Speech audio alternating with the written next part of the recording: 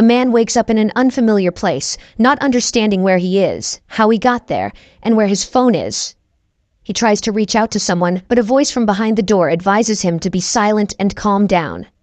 An unseen interlocutor informs the man that he has been drugged, and he will feel very unwell for the next few days. But now, it's time for him to work, and he bids him farewell. Joe attempts to make sense of everything that has happened when he hears a small slot opening on the door, through which several food packets fall.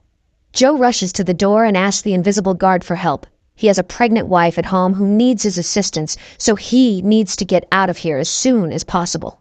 He is told several times to step away from the door and not to reach his hand into the slot, but the man doesn't listen, resulting in a severe blow to his wrist.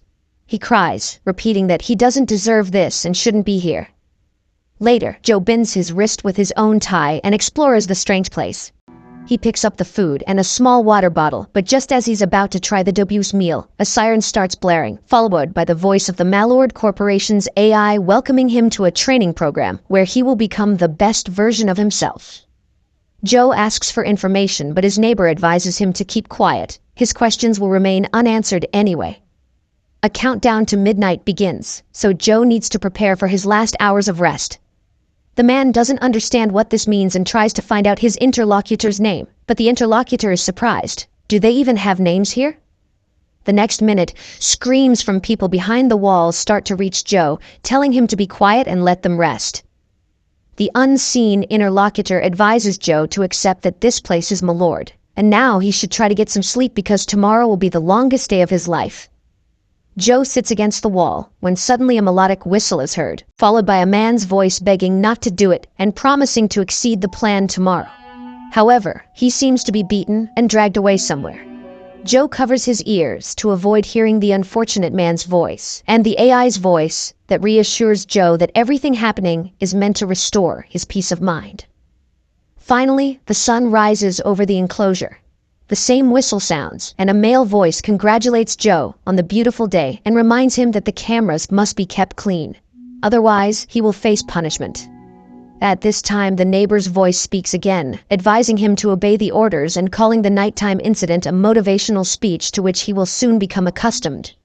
Joe gathers some scarce trash and tosses it into a foul-smelling hole in the floor covered by a small hatch, and there he notices something strange under his feet and, pulling on a strand, discovers that it's hair, beneath which a human skull can be discerned.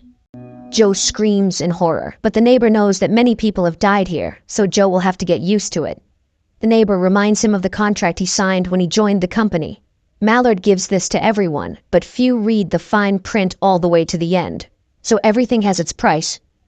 The sooner he gets into the rhythm, the easier his days will be. He just needs to do his work. At that moment, the AI voice kicks in.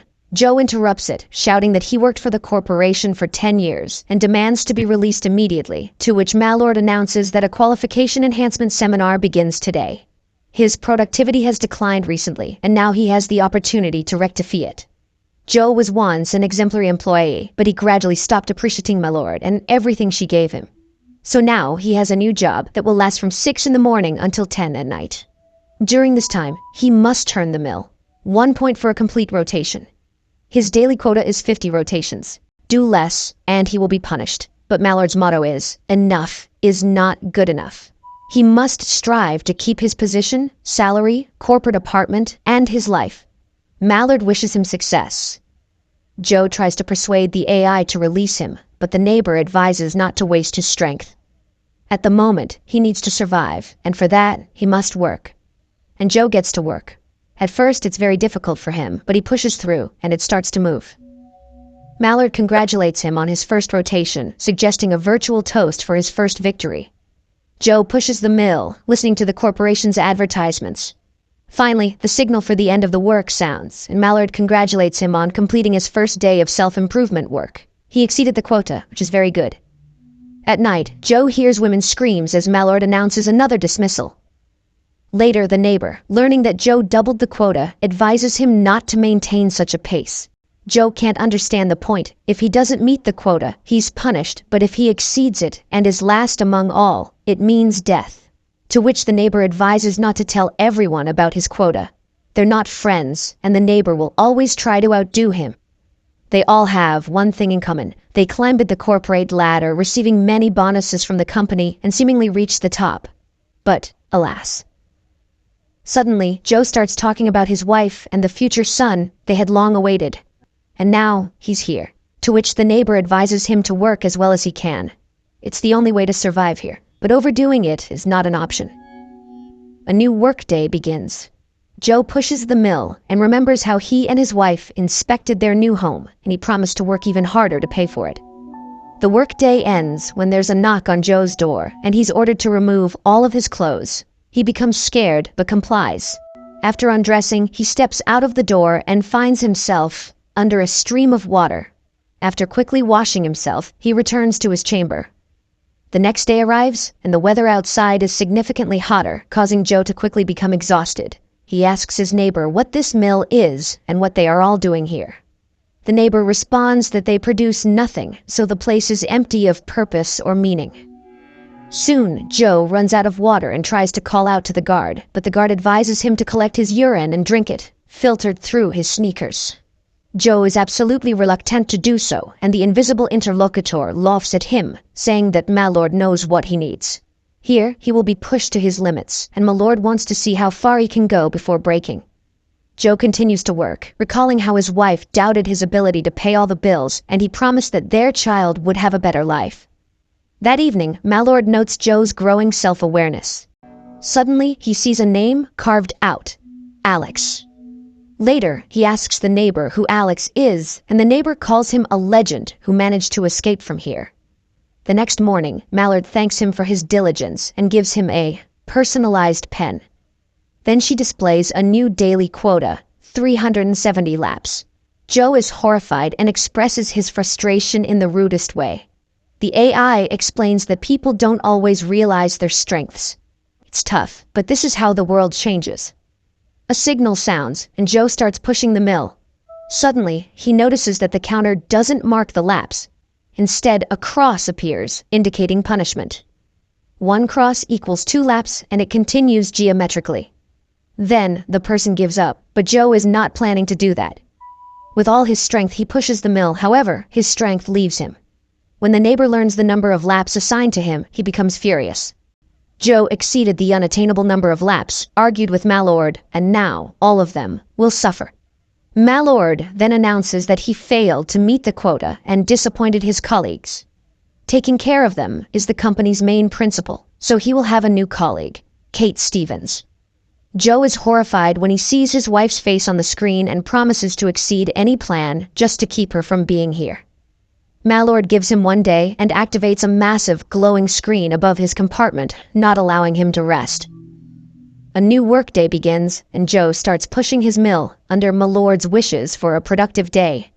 Suddenly, he sees himself in front of him, a second Joe mocking his hopes. He worked his whole life, hoping his efforts would pay off, but now he's failed and should give up. However, Joe stubbornly continues pushing the mill, and at exactly 10 he completes 370 laps. Malord congratulates him on this and cancels the penalty. As motivation, they show him images of his wife with a baby in her arms. Joe cries tears of joy, but immediately afterward, tears of sorrow as he missed his son's birth. In the morning, he asks his neighbor to tell him everything he knows about this place. The neighbor recalls his son, whom he saw only in his childhood because his father was always at work. He advises Joe to investigate the blind spot. Joe rushes to the wall and, after a long contemplation, finds an erase spot. Remembering the gifted pen, he uses it to puncture the wall and slightly expand the recess overnight. But a new day dawns and Joe begins pushing the mill, and at night, he again chips away at the wall. This continues for many days and nights. Eventually, he manages to create a hole he can crawl through. Joe crawls through it, but ends up in complete darkness, where suddenly a person appears, hits him on the head, and wishes him sweet dreams. Joe regains consciousness in his chamber. The hole is sealed, and the AI voice sounds once more.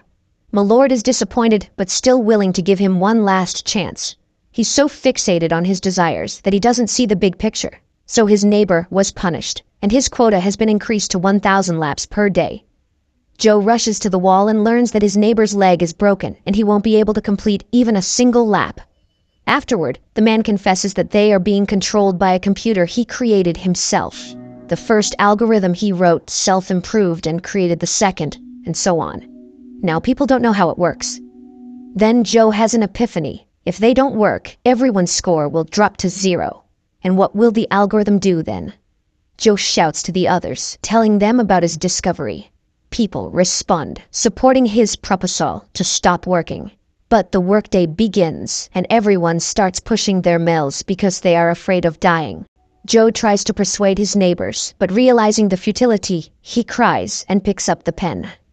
In the evening, he talks with his neighbor, and the neighbor reveals his name, Alex. He also managed to escape from his chamber but was brought back, just like Joe. So getting out of here is impossible. At night, Joe hears that Malord has taken away Alex. In the morning, the AI wakes him up and, to boost his spirits, shows him images of his wife and their walking baby. Joe is horrified. He can't be here for so long. He shouts insults at Mallard and he's fired. Immediately, the doors open and a crowd of clerks enters, positioning themselves on the sides and silently watching Joe as he thrashes among them, trying to get an answer. But then, a man in uniform enters and confesses that he enjoys firings. 12 clerks witnessed each of them. The man loads a syringe and laments Joe's ingratitude when Mallord gave him the whole world. The man hopes to soon have a house available on one of the streets where a single mother with a young son lives. And at that moment, Joe loses control and starts beating him. Mallard announces a security guard's failed mission and his impending firing, while Joe, on the contrary, will be promoted. The man stops, feeling blood on his hands, but the battered guard asks him to continue. And then Joe stands up and shouts that he is not a monster, and he leaves. And right away, Joe finds himself in an office where several employees are sitting, and his interlocutor congratulates him on passing the career advancement simulator. It all happened within an hour, and his son hasn't been born yet. He struggled with middle-level managers but got stuck on the 8th level. Malord realized that he was too good. His productivity increased, his personal qualities improved, and the coup he organized exceeded all expectations. He's a non-conventional thinking leader. Joe takes off the suction cups from himself, but his interlocutor doesn't pay attention and invites him to see his new office. In Malord, there are numerous positions, and you can climb to the top for years. Soon the pair reaches the desired floor, but Joe keeps thinking about the time spent in the simulation. Here's the office with new gadgets. Joe also expects a salary increase and other perks. There's a contract on the table stating that disclosing what he experienced in the simulation will lead to immediate termination. Joe signs it and receives assurances that Malord is his company forever. The man sits down at the table, looks at a photo of his wife, and calls Kate. She's surprised, and the man can barely hold back tears, recalling his long, eventful day. After catching his breath a bit, he promises to burn this damned place. The movie is presented as a science fiction film, but behind every word or action of the hero, the reality of the modern corporate system is clearly revealed. The blatant exploitation of people, causing them to start living to work, rather than working to live.